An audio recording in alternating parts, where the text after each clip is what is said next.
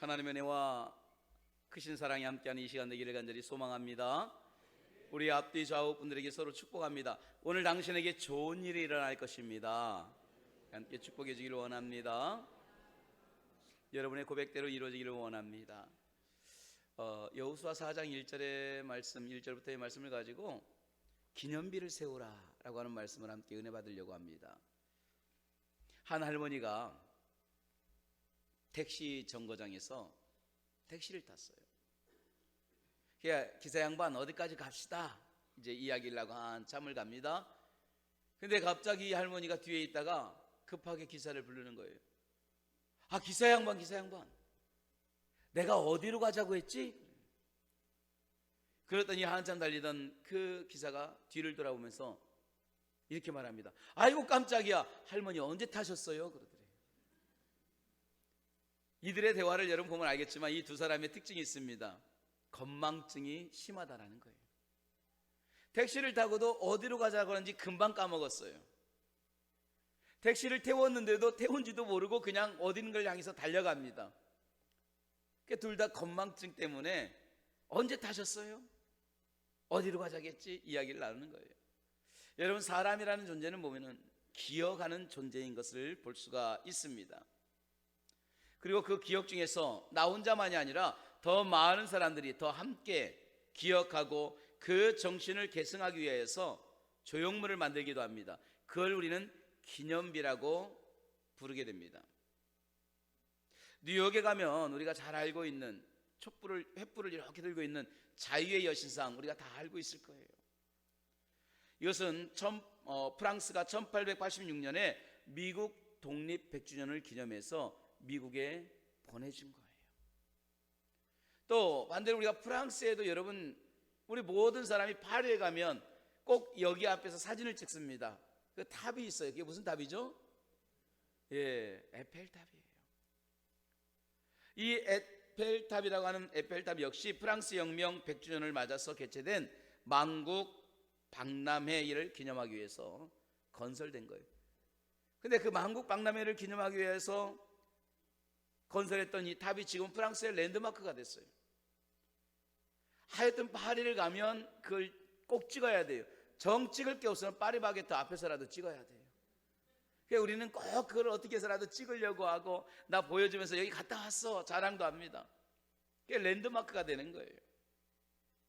외국만 그런 게 아니더라고요. 우리나라에 보면 많은 기념물이 있지만 제가 기억하는 기념물 중에 하나는 바로 제암리, 수원에 있는 제암리라고 하는 곳에 보면 여러분 제암리 3.1운동 순국기념관이 있습니다. 근데 이 제암리 순국기념관은요 1919년에 일본에 의해서 학살됐던 제암리 성도들, 그 사람들의 믿음과 애국정신을 기념하기 위하여 그 순국기념관을 지은 거예요. 저는 이 제암리가 뭔지도 잘 몰랐어요 사실. 근데 신학교에 딱 들어갔는데 제 첫 번째 1학년 룸메이트가 강석균이라고 하는 친구였어요. 근데 이 친구가 들어와서 한참 이야기하고 다른 친구하고 이야기하면서 뭐 제암리 이야기도 하고 뭐 제암리 교회 이야기도 하더라고요. 나중에 알고 봤더니 제 룸메이트가 이 제암리 순국기념관의 목사님의 아들이었어요. 저랑 이야기도 많이 하고 지금도 이제 아마 선교사로 이렇게 지내고 있는 것을 알고 있습니다. 우리 이렇게 다 기념을 합니다. 근데 우리나라도 이런 기념감이 있지만 제가 충격적으로 봤고 참 인상 깊게 봤던 것이 저 이스라엘에 갔을 때의 야드바셈이라고 하는 기념관이었어요. 이 야드바셈이라고 하는 기념관은 일명 메모리얼 기념관입니다. 우리가 다 아는 것처럼 제2차 세계대전 때에 나치에 의해서 학살당했던 유대인들을 기억하고 기념하기 위하여서 크게 저는 거예요. 제가 인상 깊었던 건 그런 겁니다. 그 야드바셈에 딱 들어갔는데 첫 번째 방으로 들어갑니다. 그런데 좁게 첫 번째 딱 방에 들어갔는데 아마 넓은 둥그렇게 지은 곳으로 기억됩니다. 그리고 캄캄해요. 그리고 인공적인 그 빛으로 해서 약간의 별빛 모양을 조금 남겨뒀을 뿐 빛이 없어요. 그런데 거기에서 끊임없이 이름이 흘러나옵니다. 지금 보면 우리를 누구 부르는 것처럼 끊임없이 누구의 이름 누구야. 1시간, 2시간, 10시간 계속해서 하루 이틀이 아니라 그걸 지은 그때로부터 지금까지 계속해서 그 이름입니다. 나중에 물어보니까 그 이름이 뭐냐고 했더니 바로 그런 겁니다. 나치에 의해서 학살되었던 유대인들의 이름이라는 거예요. 그러니까 그 방에는요, 그 이름만 불러요. 그리고 그 방을 지나서 나왔어요. 그런데 신기한 거는요, 여러 챕터가 있고 여러 챔버가 있고 방이 있는데 그 방마다 단 한 종류의 기념물만 쌓아둔 거예요. 어느 방에 지나갔더니 가방만 있어요. 아이들 가방, 어른 가방, 여행 가방. 특별히 여행 가방이 많아요. 낡은 가죽으로 지은 여행 가방들이 가득 차인 방이 있어요. 그 방을 지나가면 신발만 가득했어요. 또 어떤 방에는 안경만 가득합니다. 그래서 제가 충격적으로 느꼈던 방이 있어요. 그 방은 뭐냐? 이렇게 신발만, 옷만, 안경만, 모든 방을 지났는데 머리카락만 있는 방이 있어요. 그때 충격이 있어. 아니 왜 이런 걸 여기다 두지? 아니 머리카락이 뭐 그렇게 중요하다고 머리카락만 잔뜩 놔둬. 바로 유대인들의 머리였어요. 이 아드바섬을 다 구경하고 나오면서 거기에 써있는 벽에 문구가 있습니다. 해석하면 이런 겁니다. 우리는 용서할 수 있습니다. 그러나 우리는 잊을 수는 없습니다. 용서할 수는 있어도 잊을 수는 없다라는 거예요. 그들은 역사를 잊지 않게 하여 계속해서 이런 기념감을 통해서 또한 그 역사를 말하는 것이고 희생당한 모든 사람들의 그러한 기록들을 정리해두고 있었습니다. 이처럼 인간은 기억하는 존재예요. 옛 일을 기억하고 선한 일을 기억하고 아픔과 고통을 기억하고. 자, 지난 시간에 말씀드렸던 것처럼 이스라엘 백성들은 이제 요단을 건너게 됩니다. 그리고 마침내 요단을 건너 길갈이라고 하는 곳에 이르고 이제 약속의 땅 가나안을 향한 진격을 시작합니다. 그들이 요단을 건너는 그 순간 하나님께서 그들에게 생각지 못한 한 가지 말씀을 하십니다. 우리 3절을 한번 같이 읽어볼까요? 하나님이 이스라엘 백성들이 생각하지 못한 하나님의 명령입니다. 3절입니다. 시작. 그들에게 명령하여 이르기를 요단 가운데 제사장들의 발이 굳게 선 그곳에서 돌 12를 대가여 그것을 가져다가 오늘 밤 너희가 유숙할 그곳에 두게 하라 하시니라. 자, 이 문구를 가만히 보면은 그래요. 요단 가운데 제사장들의 발이 굳게 선 그곳 어디예요? 요단강 한가운데. 그 요단강 지금 약간 물이 벽을 이루고 있는 거기에서 너희가 들어가서 그 제사장들이 선 그곳 그 강 한가운데에서 돌을 취하라. 그리고 너희가 있는 곳에 거기에 두어라. 여러분 충격적이지 않습니까?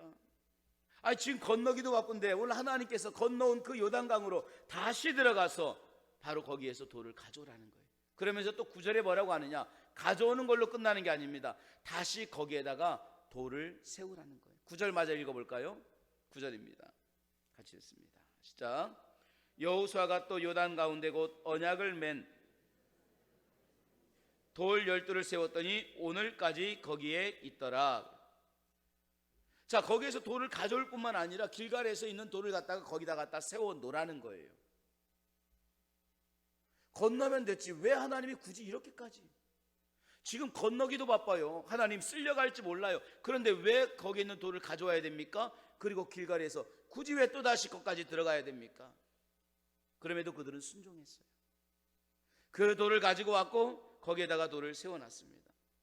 자, 그런데 그 순간 하나님이 또다시 이스라엘 백성들에게 말씀을 하십니다. 이번에는 뭐라고 하느냐?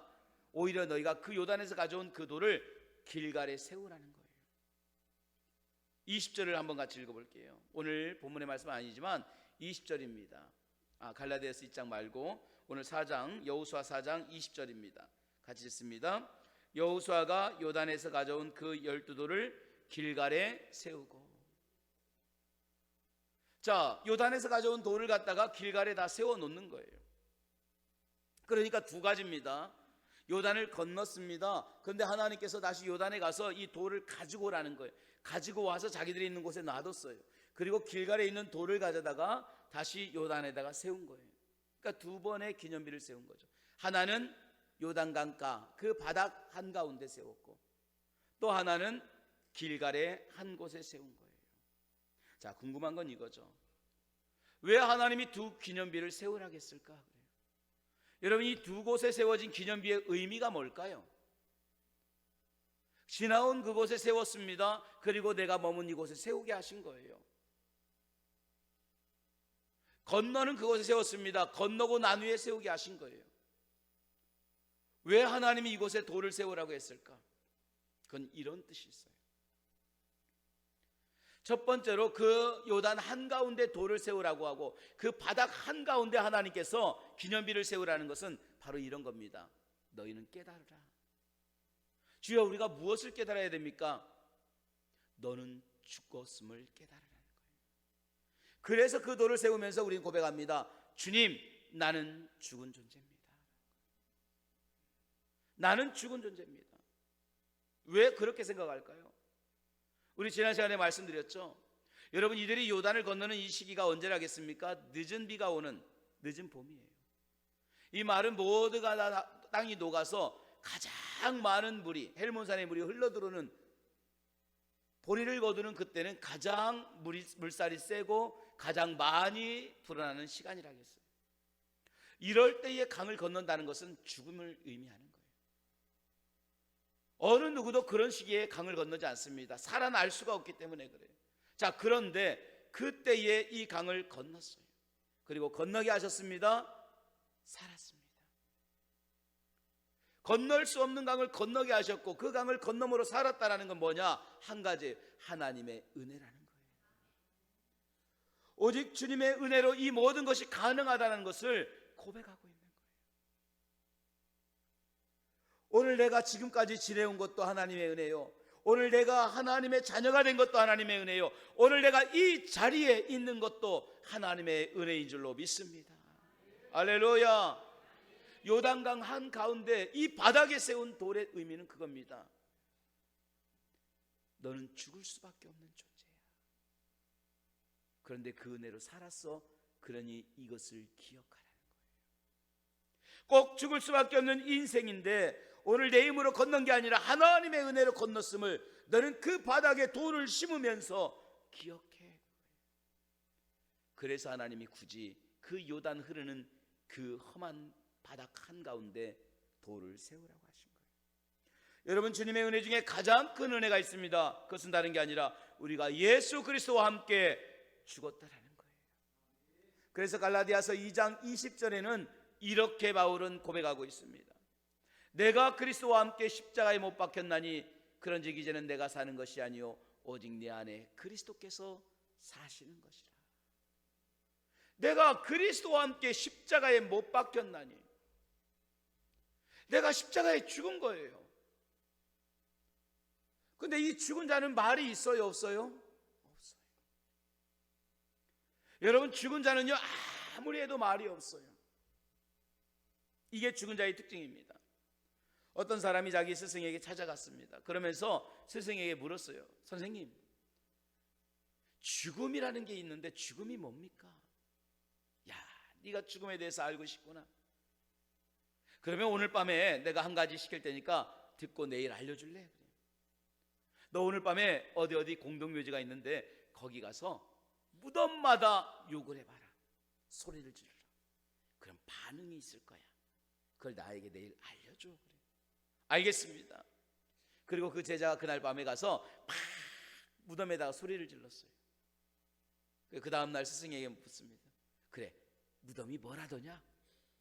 아무 말도 안 하던데요. 그럴 리가 있나? 그러면 오늘 저녁에는 가서 칭찬을 해줘봐. 욕해서 그랬나 보다. 이젠 칭찬 좀 해봐라. 좋은 이야기를 다 해줘라 그래요. 알겠습니다. 또 갔어요. 그리고 그 밤에는 무덤마다 다 칭찬을 했어요. 스승이 묻습니다. 그래, 무덤이 뭘 하더냐? 아무 말도 안 하는데요. 그게 죽음이야. 그때 말하는 거예요. 그게 죽음이야. 죽으면 말이 없는 거야. 죽으면 성질도 안 내. 죽으면 불평할 수가 없어. 죽으면 화를 낼 수도 없어. 그게 죽음이야.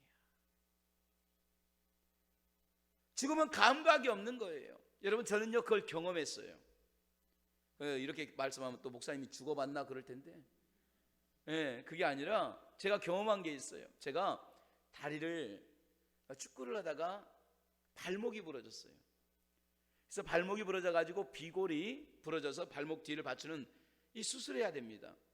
근데 제가 있던 곳이 시골이니까 거기 조금 나가서 옥천에 있는 병원에 갔습니다. 그 병원에 조그마한 병원인데 거기 수술을 하는데요, 저를 싣고 갈 때마다 춥기도 하고 아프기도 하고 막 욱신욱신하기도 하고, 그런데 척추에다가 딱 마취를 하더라고요. 근데 마취를 하는 순간 세상과 나는 간 곳이 없어요. 찬송이 그때 나오더라고요. 세상과 나는 간 곳이 없어져요. 아픈 다리가 아프지가 않아요. 이 복숭아뼈를 갖다가 이렇게 가르고 거기에서 막 뭐를 막 두드리고, 아니 망치가 왜 수술실에 필요한지 몰라요. 끌이 막 왜 필요한지 몰라요.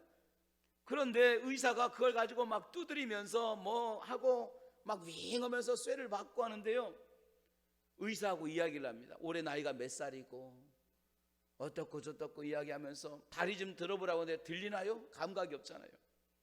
한참 이야기를 했어요. 제가 그럴 수 있었던 게 뭐냐, 제 다리에 남의 다리가 아니라 제 다리를 갖다가 그렇게 수술을 하는데 전혀 아프지가 않아요. 근데 살면 아프더라고요. 딱 수술이 끝나고 이제 방으로 왔습니다. 그런데 그때부터 통증이 시작되는데 마취가 풀리잖아요. 통증이 시작되는데 얼마나 아프겠어요. 그 살을 뜯고 뼈를 구멍을 내가지고 거기에다가 너트 볼트를 막 하면서 쪼이고, 근데 남들은 무통주사라고 있는데 저는 무통주사가 없었어요. 왜 없었느냐, 매점이 문 닫고 퇴근했거든요. 아니 여러분, 매점에서 그걸 사오래요. 그 무통주사 약을 갖다가 거기서 구별된 게 아니라 매점에서 파니까 매점에 사오라고 해가지고 늦게 제 아내가, 제가 수술 끝나고 이제 매점에 갔더니 문 닫고 퇴근했더라고요. 그게 무통주사도 달지 않았어요. 그냥 수술한 그대로입니다. 밤새도록 욱신거리는데 그때부터 한숨을 못 자는 거예요. 온 뼈를, 온 살을 갖다가 다 만져놨으니까 이게 얼마나 아프겠어요. 터져 나갈 것 같은 거예요. 그렇게 밤을 샜어요. 그런데 이게 마취가 되는 순간에는 아픈 게 없어져요. 그때 깨달았어요. 죽음이라는 것은 감각이 없구나. 마취는 잠시 그 모든 것을 죽여놓는 거잖아요. 근데 죽음은 감각이 없어요. 오늘 하나님께서 이 돌을 갖다 거기다가 다시 세우라는 건 겁니다.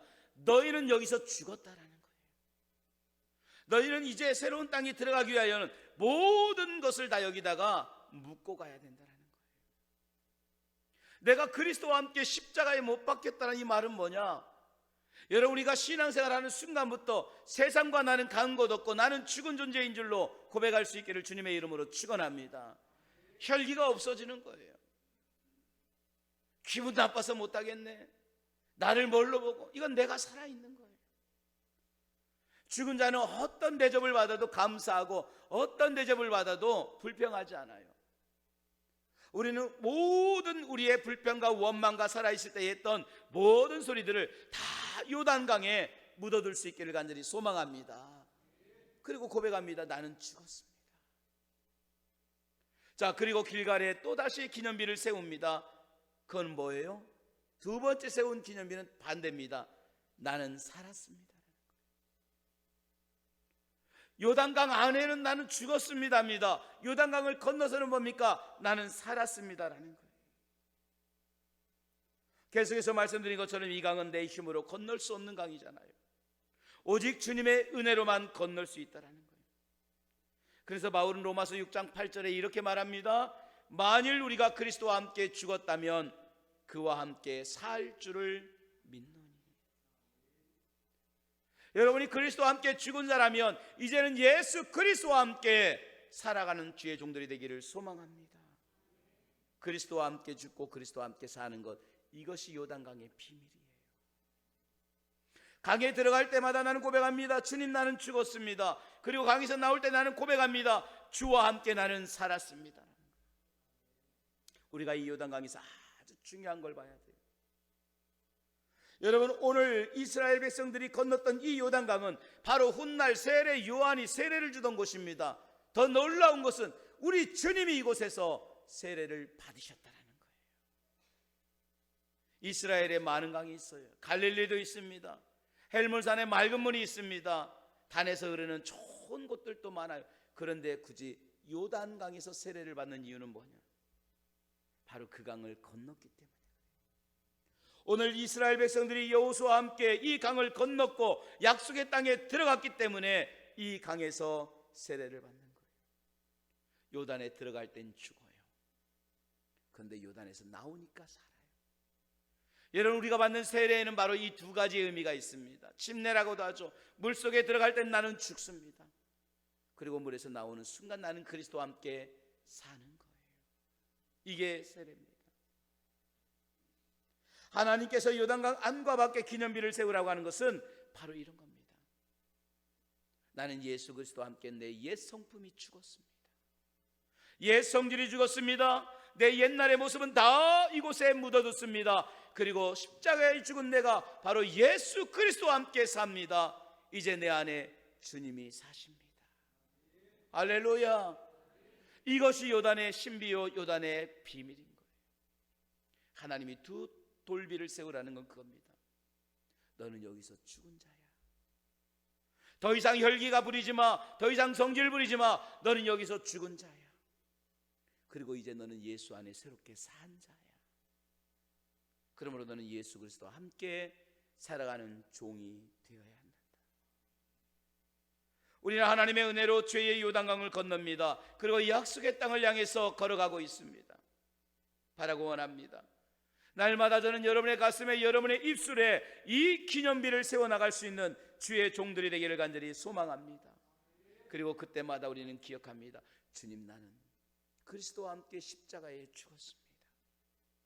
내가 원망하고 불평하고 내 입술에 이 많은 불평과 이 모든 것은 여전히 내가 살아있는 것이니 주여, 나로 십자가에 죽게 하시고 나로 요단강에 죽게 하시고 다시 나로 예수 그리스도 안에서 그 은혜로 살게 하여 주시옵소서. 여러분의 삶에 이 아름다운 기념비가 가슴에, 입술에 날마다 세워지기를 주님의 이름으로 축원합니다. 할렐루야. 기도하겠습니다.